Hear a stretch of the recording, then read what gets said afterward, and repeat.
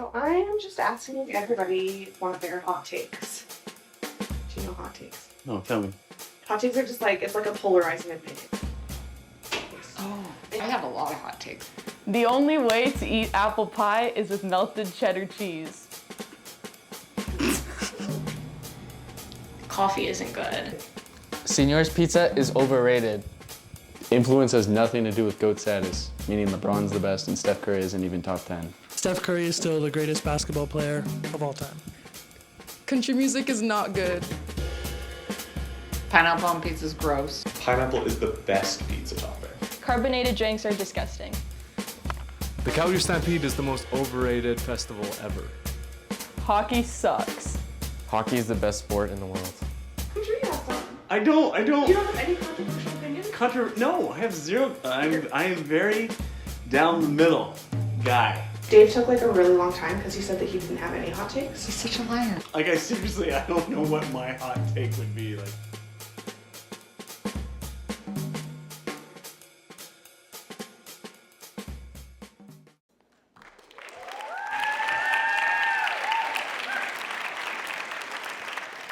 All right. Good morning, everybody. There we go.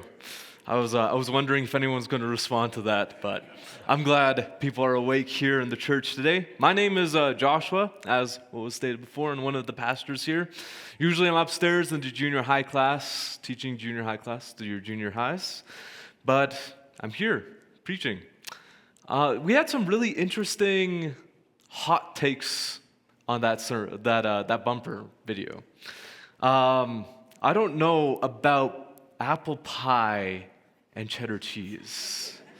Like, I get apple pie and ice cream, but cheddar cheese seems to be, I don't know, that's not it. That's weird, in my opinion, of course. But God bless you if you enjoy that. But I think mine, out of all of the hot takes, it feels like it's the most valid one, you know? I don't know if you're a lover of the Stampede or not, but I have been there probably once in my life. I think I was probably 8 years old. I can't even remember. It's been so long ago. And I can say that every year I've seen people post on Instagram and show what's going on. I don't feel like I'm missing out on anything. I just see a bunch of sweaty people gathered together and rubbing shoulders, and every time I see that, I feel uncomfortable. Like, I feel like it just smells bad through the photos. So I can say with confidence that I feel like I haven't missed out on anything for the past, 15 years. Well, wait, not quite, but close enough. Speaking of hot takes, the scripture verse that I have today is 1 Corinthians 13, the love passage of the book. And let's start off by reading that together today. So, love is patient, love is kind. Love is not envious or boastful or arrogant or rude. It does not insist on its own way. It's not irritable or resentful. It doesn't rejoice in wrongdoing, but rejoices in truth. It bears all things, believes all things, hopes all things, and endures all things. Pastor Jess usually gives us our verses that we're supposed to preach at the beginning of the spring, summertime time. And the first thing that ran through my head when I got this verse was, I have no idea what I'm supposed to do with this. It seems like the most basic passage. How am I supposed to make a hot take out of love? But as I read the verse, I kept on wondering, pondering, meditating, and trying to formulate a point, a hot take. And I came to a realization. The challenge here in this verse isn't that love is something that's simple.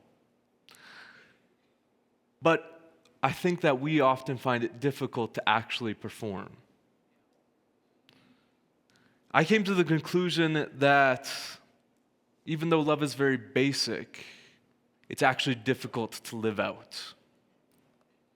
So my hot take that I present for you today is that we don't know how to love.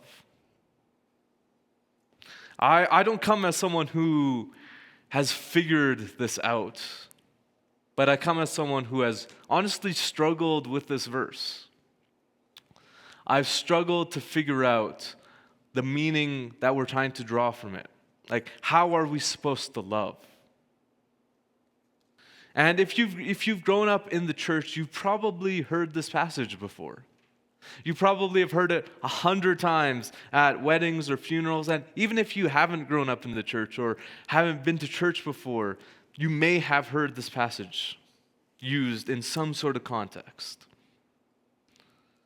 It's the typical verse that a pastor uses when they're talking in weddings and funerals about how a couple is supposed to love each other and how we miss our loved ones.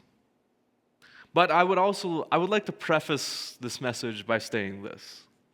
When we're talking about love, love means surrender, but it doesn't mean that you're staying in an abusive relationship. And it doesn't mean that you're staying in toxic areas of your life. It means that love means that sometimes we need barriers and we need distance between people. But in many ways, this passage is something that Christians can actually go noseblind to. You know when you're driving in your car and you have eaten McDonald's, or somebody in your car has eaten McDonald's, and they just drop a French fry down one of the seat cracks. And when you're cleaning up your car in the springtime, you see this like perfectly preserved French fry. I don't know how they do it. It's disgusting when you see it, and you realize that you haven't eaten McDonald's probably in half a year, and it's just there. I remember one time I was picking up pizza for youth. And there was probably about 20 Papa John's pizzas in the back of my car. And it smelt so bad. The windows were fogging up in my 2-door coupe. I could barely see out of it. It smelled like pizza. I felt like pizza. I was sweating pizza. It was disgusting. I was driving as fast as I could to the church just to make sure that I could get the pizza out so my car would not be pizza. So I arrive at church, take out all of the pizzas. Car still smells a little bit like greasy Papa John's pizza. But I'm like, it'll probably air out. It'll probably be fine by tomorrow. So then, tomorrow comes, Saturday, and I'm picking up a friend. And I sit in my car. I don't think anything smells bad. I think it smells fine. My friend, he kind of taps me on the shoulder and is like, "Why does your car smell so bad?" And then I realized I had gone nosebleed to Papa John's pizza. It's ridiculous. How does one go nosebleed to that? But sometimes that's how we read passages in the Bible. We can go nosebleed to them. So the Bible can sometimes lose its impact with the verses that we read. Today, I'm calling us to look at 1 Corinthians 13 in a different way.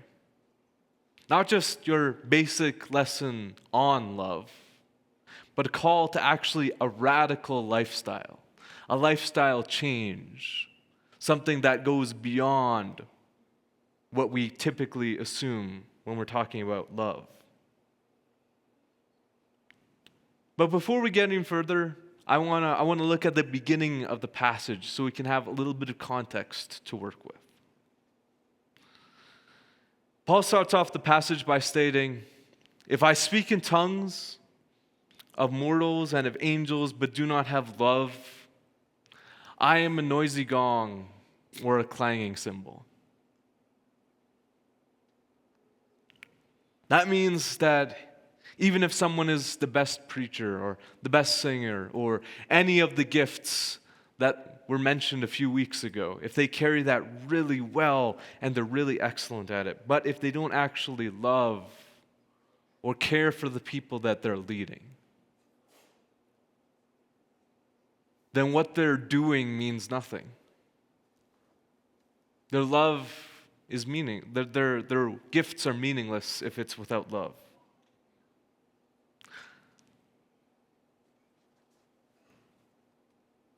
I think in a lot of ways, when we read this verse hundreds of times, we can just glance over how impactful that is.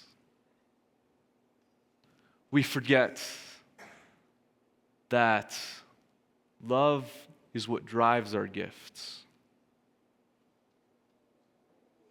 This means that it's a harsh calling. It's a bit harsh, but this is the behavior that Paul is trying to call out the Corinthian church for. Like the Corinthian church, Paul is talking about how we too do not know how to love.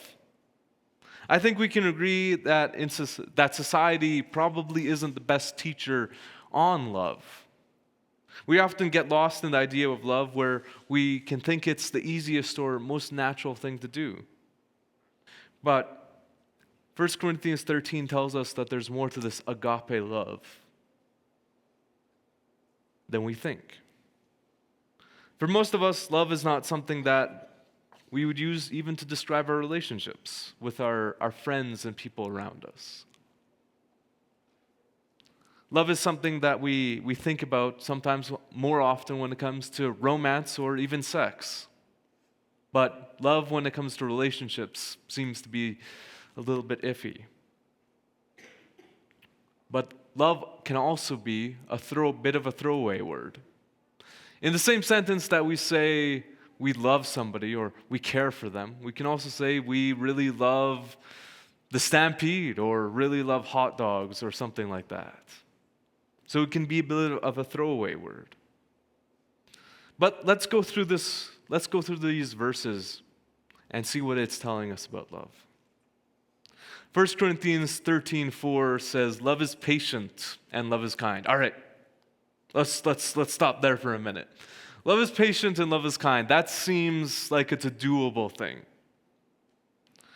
Love is patient. All right, I feel like I'm mostly patient with the people around me, just as long as you don't cut me off in traffic. I'm kind to the people who I like, for the most part. All right, let's continue. Love is not envious or boastful or arrogant. This is kind of where the passage starts to get a little bit more difficult. Love isn't envious. That means that I can't be jealous of my neighbor who has the new car or the promotion that I want. And envy has this weird way of creeping into all of our relationships without us noticing. When we grow jealous of the things that people have or what we desire, that's a way that envy creeps into our relationships with other people. I say this as a person who's been single for a while, although I'm only 23. Sometimes I myself have felt jealous about other people who've gotten into relationships around me. And instead of being happy for them or saying congratulations, sometimes I feel jealous of that. All right, let's move on to verse 5. Love is not rude. It doesn't insist on its own way. It is not irritable or resentful. It doesn't rejoice in wrongdoing, but rejoices in truth. This is the part where sacrifice becomes a part of the conversation.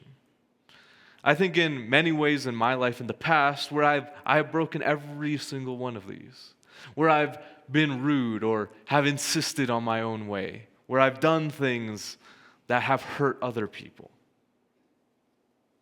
When we spend time reading this chapter, we can see that this verse is calling us to not just live a life of love that is basic, but to lay down our lives. And to finish off this section, it says, it bears all things, believes all things, hopes all things, and endures all things. And I think that means more than we can imagine. Since we're on a series called Hot Topics, I want to ask you, how are you loving the person that disagrees with you in your political stance?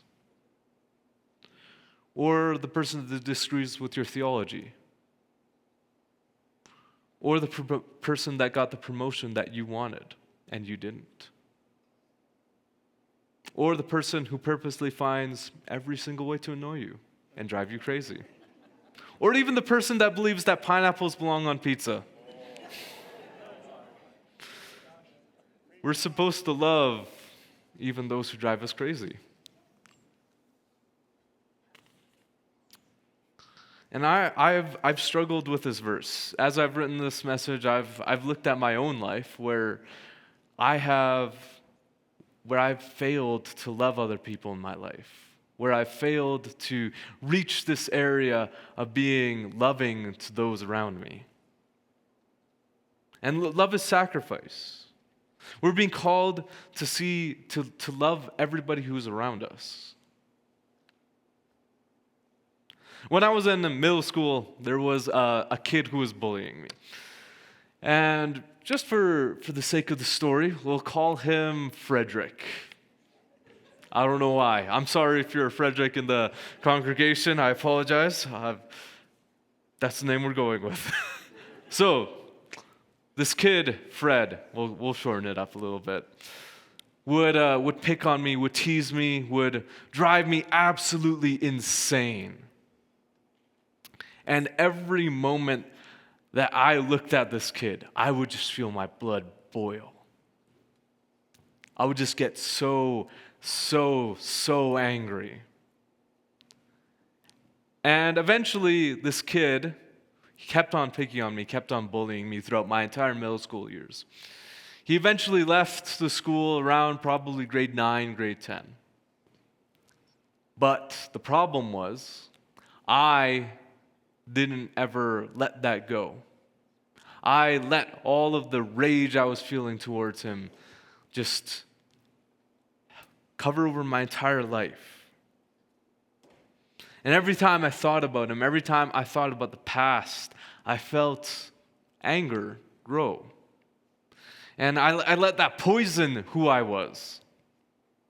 And only in my adult years, when I realized that this resentment was actually wrecking my relationships with other people.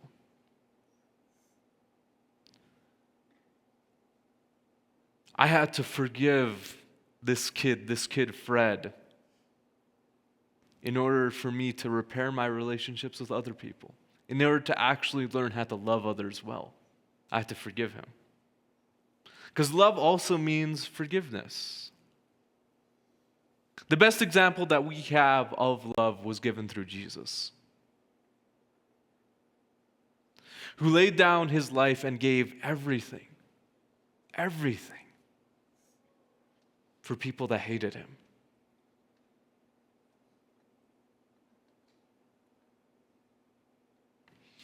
Jesus showed love to the people that intended to kill him because he chose to forgive them. In Luke 23:34, Jesus says, "Father, forgive them, for they do not know what they are doing." Jesus asked God to forgive the people that hated him, that hated him more than anything, enough to kill him. And he prayed for them. That's love. That's what love is.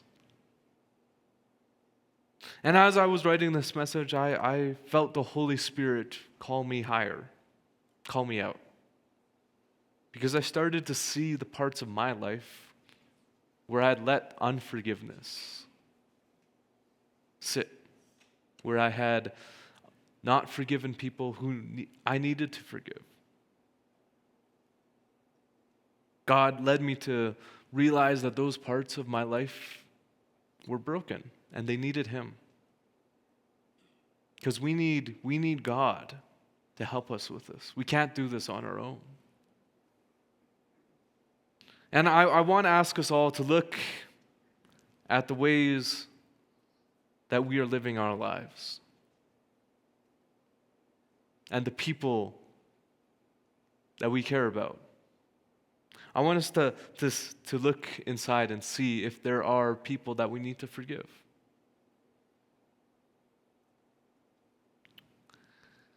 I have one more story for us this morning. In one of my classes this year, I had a prof who shared a story he had heard from his wife, who lived during the Rwandan genocide in 1994. The Rwandan genocide was a bloody, bloody conflict between the Tutsis and the Hutus. Many people were killed, and there was so much death and chaos.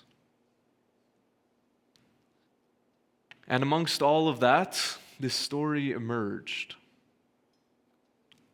There was this pastor who had been serving his community during the genocide, keeping the church open and serving people who were suffering. People who would need food would come to the church and they'd feed them. And he was a well-loved man in the community. He had a wife and 2 kids at home. And one day when he was finishing locking up the church for the day, there was a teenager who saw him locking up the church. And he saw the teenager too, and as he was trying to get back into the church, the teenager pulled out a gun.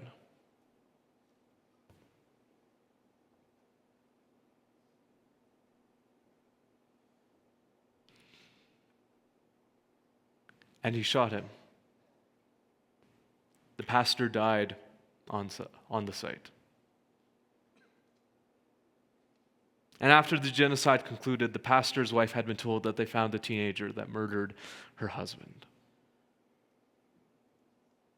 Now, it would have been within her rights and probably justified to all of us that she asked for jail time and all of that, asked him to be prosecuted to the highest level.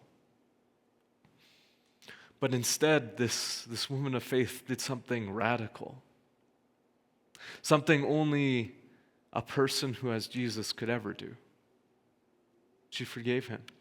And more than that, she brought him into her home and treated him as if he was one of her kids. That's the love that Jesus was calling us to show. Something that is so radical and crazy that we can't do it without him.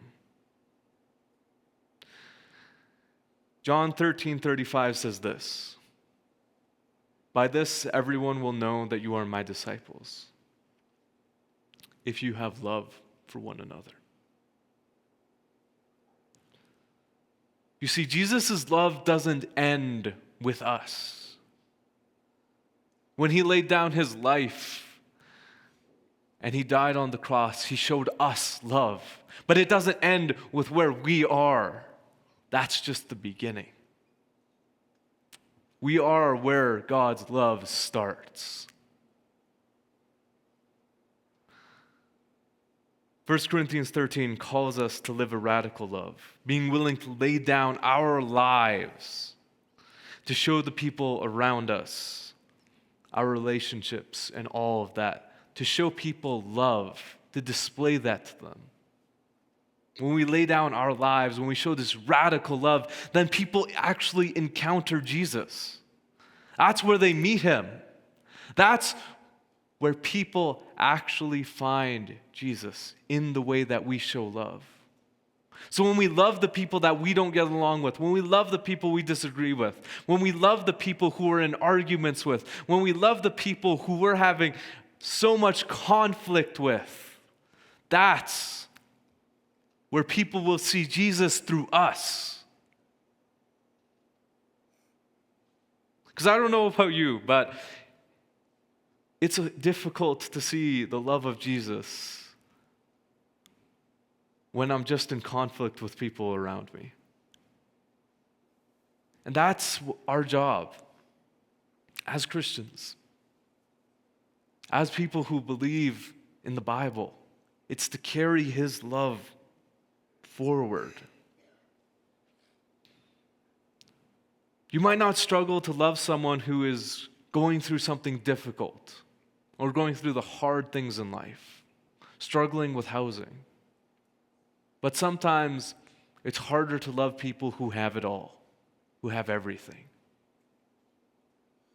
And God's calling us to love everyone, all of the people that are there. The chapter concludes by this. 1 Corinthians 13, 8-13 says this: love never fails. But as for prophecies, they will come to an end.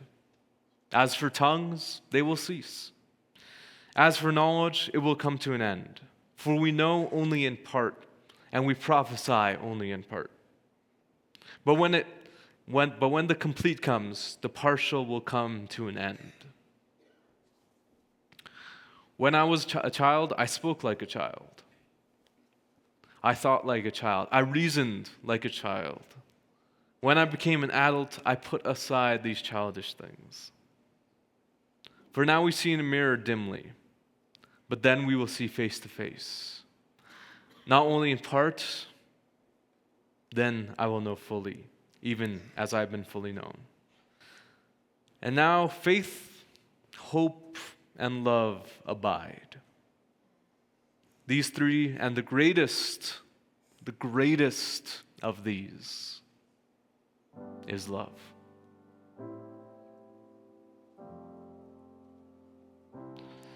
And I can say, I'm not good at this. I need the help of God.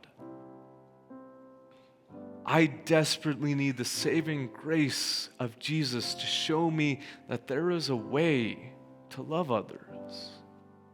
That there is a way for Him, for me to care for people who I can't on my own. Because the love that we are called to show other people, it's not natural. It comes only from this relationship that we can have with God. And we can't do this on our own. So I want to invite you right now to think of the people in your lives who you have struggled to love, who you have struggled to care for. I want to ask you to think about that. Or even the people who you haven't forgiven yet. And I want to ask us to think about those people. Because God is the only one who can help us forgive them or help us love them. Because on our own, it's hard. It's not easy on our own. It's difficult. But with God, even though it might be a challenge, He makes a way. He makes a way for us to love those who we consider unlovable. He makes a way for that mother who lost her husband to love the person who took him away.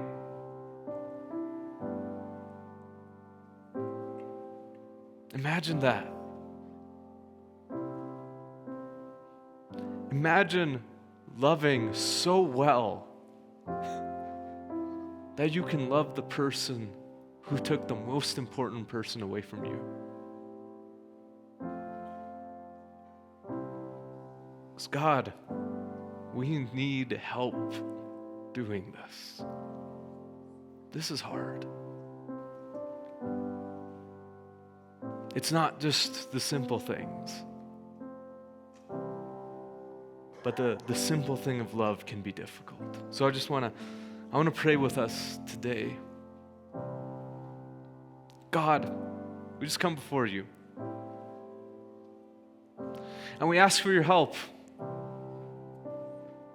Because it's not easy to love people. It's not easy to care for people who are difficult. It's hard. I want to ask you, God, to help us perform supernatural love, to love everyone around us, to bring them into relationship with you, to care.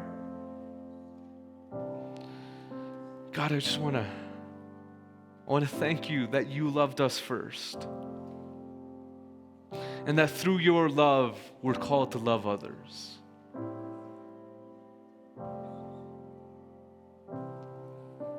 God, thank you for your strength that you give us. Thank you for your strength that you've given us to love others. That when it's difficult, you're there with us. So God, help us. Help us to love others. In your name, amen.